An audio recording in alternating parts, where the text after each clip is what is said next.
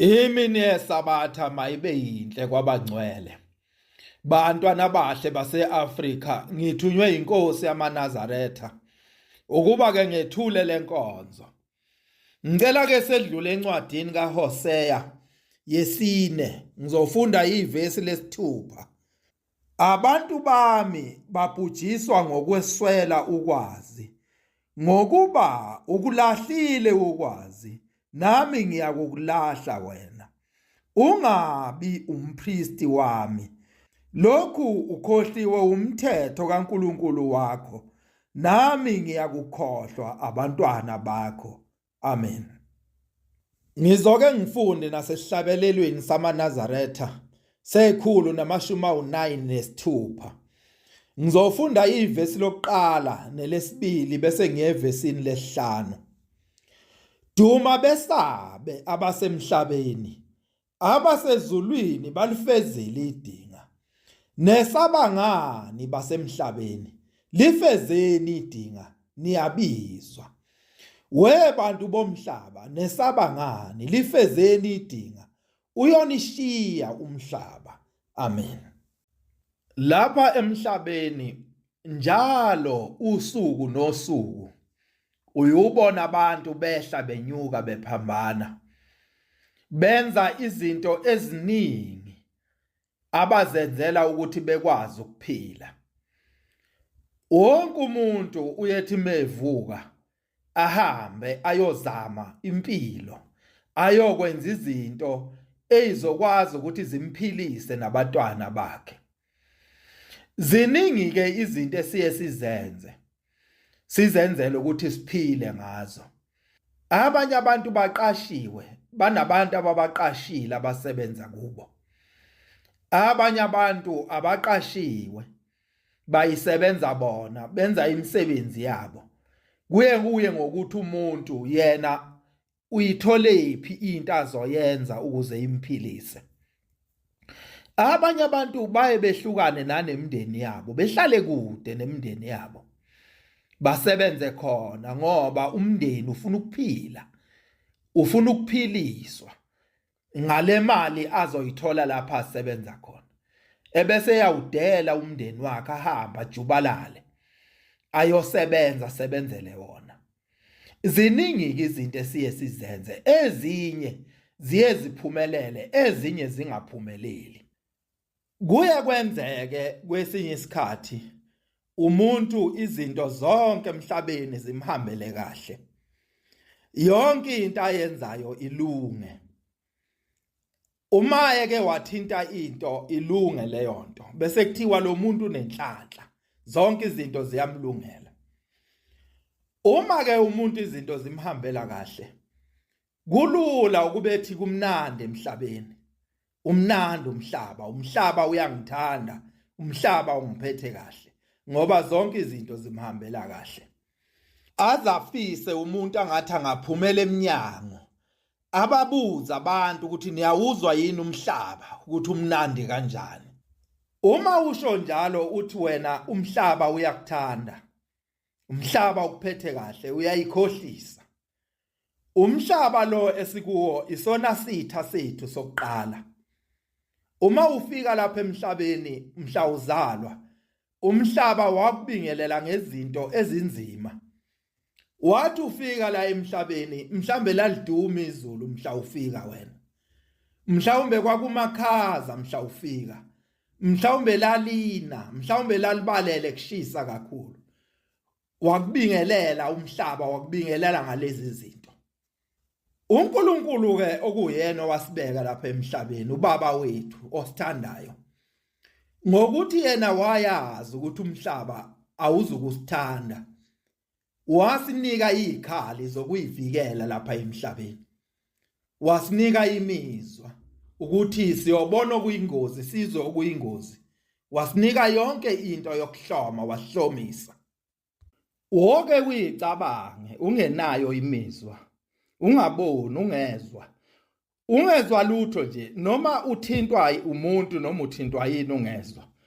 Ungakwazi ukuhlukanisa into eshisayo nento ebandayo. Ungezwa lutho nje, ube njengento nje efile. kodwa ubuphila. Ubusuyicabanga ukuthi wawungaphila kanjani lapha emhlabeni.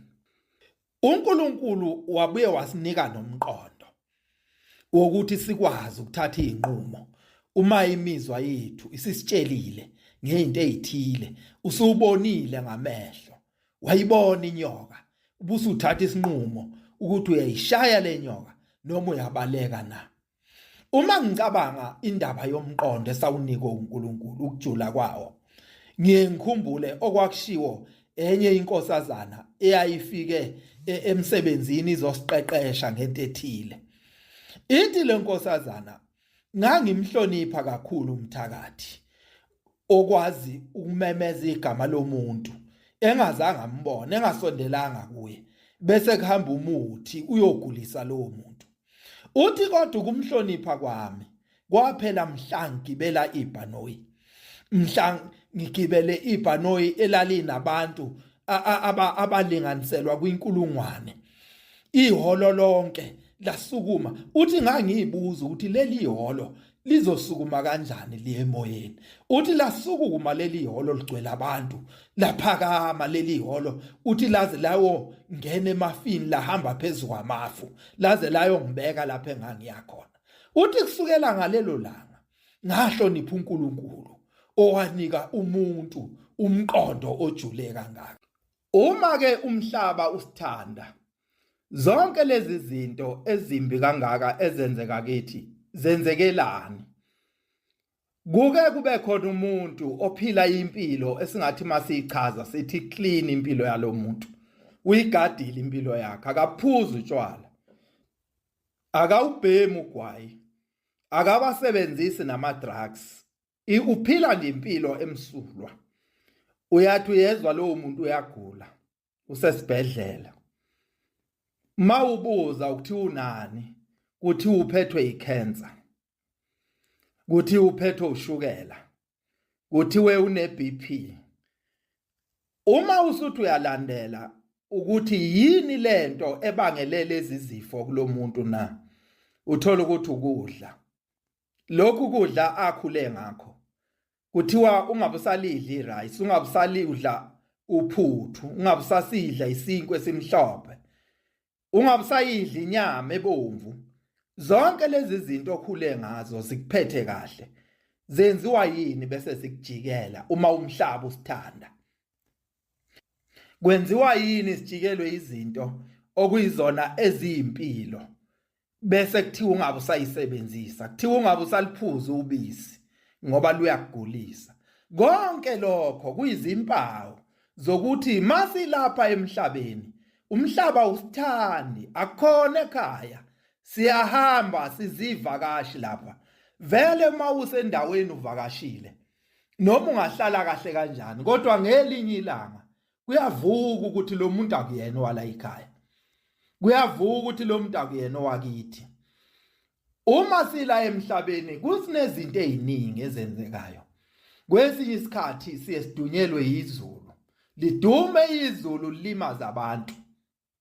Yini senzeni ngoba sisendaweni esithandayo emhlabeni? Omunye umuntu ukebulawa amakhaza, kuthi ugodole kakhulu, ubulawa ukubanda, yonke leyo nto itholakala la emhlabeni. Omunye abulawe ukushisa. Omunye umuntu njalo uthola ukuthi akazange enziwe lutho, akukho lutho lumthintile, kodwa umthole sehambile emhlabeni. Omunye umuntu ethi uyaphila nje emhlabeni azi ukuthi abantu bayamthanda bonke, kanti abantu abasamthandi. Labantu ababangani bakhe abasamthandi. Uzwe kuthi udla ushevu washona khona la emhlabeni. Kuwo lo mhlaba othi wena ma izinto zikuhambela kahle uthi uyakuthanda, uthi kukuhambela kahle konke. Uyedwa osithandayo. Uma izulu liduma njengoba ngisho, siye sesabe ngoba izulu liyalimaza. Sithi ke ihlabelelo sikaShembe, duma besabe abasemhlabeni, abasezulwini bayathokoza ngoba lifezile idinga, bakwenzile konke bekufanele uba bakwenze. Ukuphumula kwethu kusendaweni eyodwa, siyokuthola mase sisekhaya sesikubaba okuyena osithandayo. ubaba wethu kuphela okuyena osithandayo. Uma usuhambile la emhlabeni usuphumile enyameni, umoya wakho usuhambile waye ekhaya, uyobe usunqobe yonke into. Uyobe unqobe ngisho ukufa, unqobe ngisho ukugula, unqobe ngisho ukuduma kwezulu, wanqoba indlala, wanqoba yonke into ehlukumeza umuntu emhlabeni. Ngeke isakwenza lutho wena, ngoba uyobe ususekhaya, usukimi, usulapha esiyakhona. Uma ngempela umhlaba usithanda, kwenziwa yini pho umuntu akhipha imali yakhe eningi athenga imoto yakhe enhle ayithandayo, kuyathi emva kweinsukwana uyezwa ukuthi ushayise nawo le moto wafela phakathi?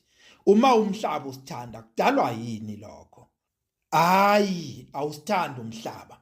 Uyedwa osithandayo ubaba osekhaya ezulwini, uyena yedwa osithandayo. Ngoba mase sifike kuye zonke lezi zinto ngeke isasehlela, ngeke isaba nawo amandla okuhlupha imphefumulo yethu nokuhlupha inyama yethu uma sesiphambi kababa ekhaya. Ithi-ke incwadi engiyifundile, abantu bami babhujiswa ukweswela ukwazi. Ngoba uma sila emhlabeni sesitshela ukuthi siphelele, sitshela ukuthi ngoba sinakho konke asisadingi lutho olunye, akukho okunye singaphinde sikulalele. Uthi-ke uNkulunkulu konke lokho kuyasibhubhisa ngoba kukhombisa ukuthi asinalo ulwazi. Uma uNkulunkulu esinika imizwa le ngikhuluma ngayo, kukhona umuzwa owodwa obalulekile uNkulunkulu angasinikanga wona, umuzwa wokwazi izinto ezingakenzeki nongakayiboni, izinto eziyokwenzeka kuwe mhla uhamba emhlabeni. Njengoba ngithi lo muzwa lo wenza ukuthi singakwazi ukwazi izinto esingayibonile. Uma into ungazange uyibone ngeke uzuyazi. Sonke njengoba sikhona nje asazi ukuthi siyohamba nini emhlabeni, asazi nokuthi siyohamba kanjani emhlabeni. Kuphela oyedwa owaziyo, uNkulunkulu, uyena yedwa owaziyo. Uma ke sesihamba lapha emhlabeni kanti imithetho kaNkulunkulu besingayinakile, silibele ubunandi bomhlaba, sizothi masihamba bese siyabhubha. Ukubhubha ke bantwana abahle base-Afrika kusho ukuthi uma usufile la emhlabeni sekufanele ngabe umoya wakho uyahamba uyekhaya ezulwini, ebese ungahamba umoya wakho ungaye ezulwini ngoba kuyasetshenzelwa kuye ekhaya. Ukusebenzela la emhlabeni usaphila. Uma ngazange wena ukusebenzele, umoya wakho uzobhubha, uzophelela emoyeni, kube sengathi wena ukazi uzuphile. Angikhulumi ngendaba yesono. Isono into eyehlela nombani. Isono into uNkulunkulu ayebuke inhliziyo yakho ukuthi lesi sono njengoba usenzile uyayisola yini, uyalibona yini iphutha lokwenza lesi sono, uyayicela yini intethelelo kuyena, ebese kugeza ngoba unayo insipho.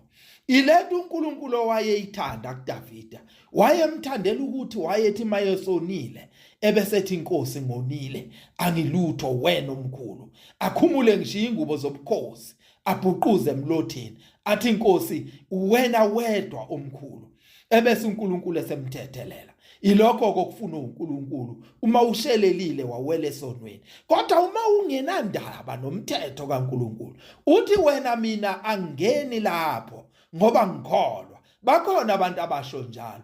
Uma umbuzo ukuthi wephulelana umthetho kaNkulunkulu, athi phela mina ngikholwa, mina angeni endlini yesonto.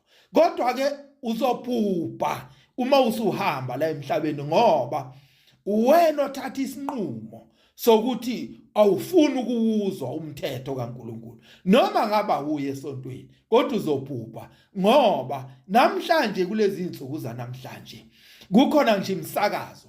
Njengoba ngikhuluma nje emsakazweni ukhozi usinikeza ithuba lokuthi sikhulume nabantwana bakaNkulunkulu, sibatshele ngendaba kaNkulunkulu noma ngaba uya ngesontweni kodwa uyayazi indaba kaNkulunkulu.